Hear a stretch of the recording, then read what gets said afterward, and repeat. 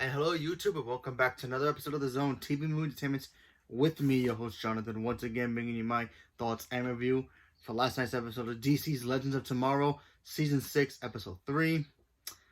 And this episode was very, very entertaining. I mean, I've seen a whole bunch. I love The Legends of Tomorrow, and they always have these, wacky adventures.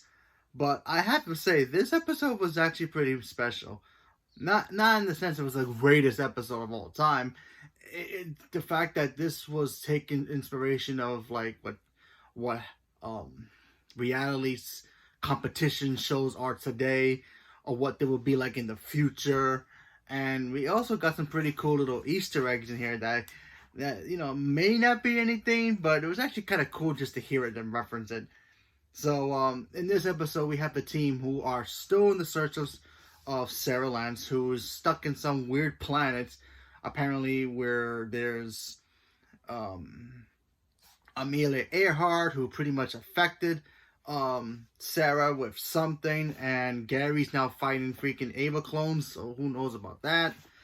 While that's all happening, you have the team, they go to the 2040, I believe, back where Zuri and her brother are from, back when she was all Miss High and Mighty and I'm the greatest fashion personality out there, social media person out there, back when she was dating that marshmallow guy.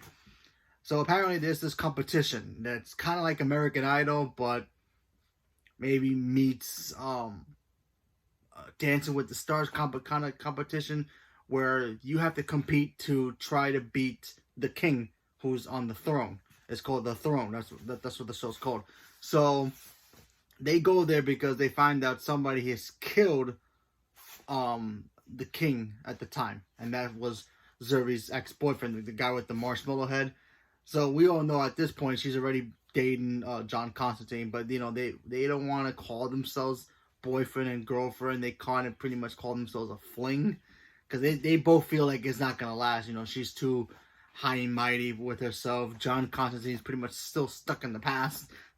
So, he doesn't see that he has a beautiful woman that wants to be with him, and he wants to be with her, but they're both afraid of commitment. Anyway, so they go to the competition to try to prevent this cyborg robot-looking alien from killing the marshmallow guy, because he thinks in his world, if you go and challenge the king of another planet, or the ruler, or whatever, you become the king, and you get to take over that planet, for winning the duel, I guess. That's what they do. They compete for duels.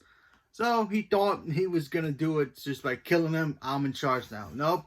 They end up capturing him, saying, hey, man, this is not how we do it. We do it with singing and dancing. So they basically made that whole competition a battle royale for them to pretty much protect the planet. And gotta admit, it went pretty well than I thought. It was really kind of funny as well. We got some cool little references about certain things that make sense in this world, but okay. Like for instance, for the future, The Rock is the president of the United States of America, which we all kind of want that to happen. So that was kind of cool. Apparently, they made a joke about John Cena being a part of his cabinet as well, so that was kind of cool. And the fact that they mentioned John Cena and The Rock, who are actually in the DCEU as Peacemaker and Black Adam, the fact that they're playing them, they have their own versions of themselves in here.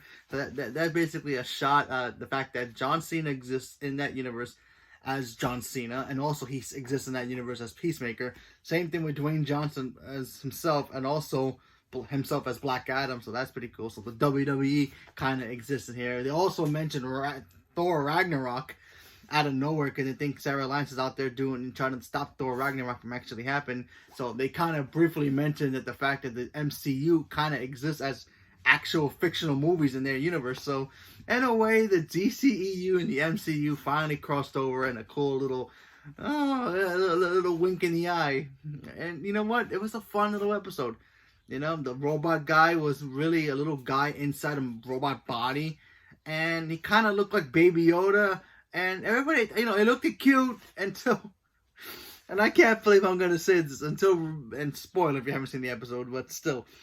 So the little guy shows up at the end after he gets beat by Zuri. Zuri ends up going to the competition to prove and confess her love for John Constantine. He does the same thing with her as well. They both win the competition.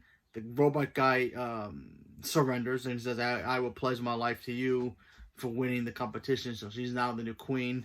But, you know, she kind of discovered herself a little bit in this, figure out that, you know, more things are more important than her little hobby that she has, I guess, because apparently she made a fortune with the company has been pretty much tanking. So she needed some kind of boost to help it up. And when she won the competition, it pretty much strived. So, yeah. But yeah, the ending of this episode was kind of sad. The fact that the little alien guy shows up at the end of the episode out of the robot body that he was controlling.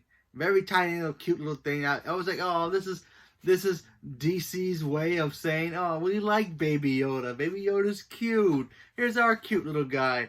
And what do? They squash him. I'm sorry. Mick Rory just shows up and just squashes the alien, and he hates aliens. And I'm just thinking to myself, oh my god, did they just declare war on Star Wars and Marvel and Disney at the same time? Wow. That's gotta be a bad thing on their part for that, but it's still fun episode. We still don't know what's going on with Sarah. She's delusional apparently. She's seeing things that are not really there. She's seeing Ava. You know, Gary's eating clones Ava's. I don't know how they even got there, so who knows what's with that planet that they're stuck on. And now we have to wait to see what happens next week. So, leave a comment below. Let me know what you guys thought about the episode, if you saw it. And what do you guys think about John Constantine now and Zuri now actually being a couple? I kind of think it's cute that they're together. John Constantine needs somebody. Otherwise, the guy will drive himself mad. So, yeah. So, leave a comment below. Let me know what you guys thought about it. Stay tuned for more. And thank you very much. And have a good day.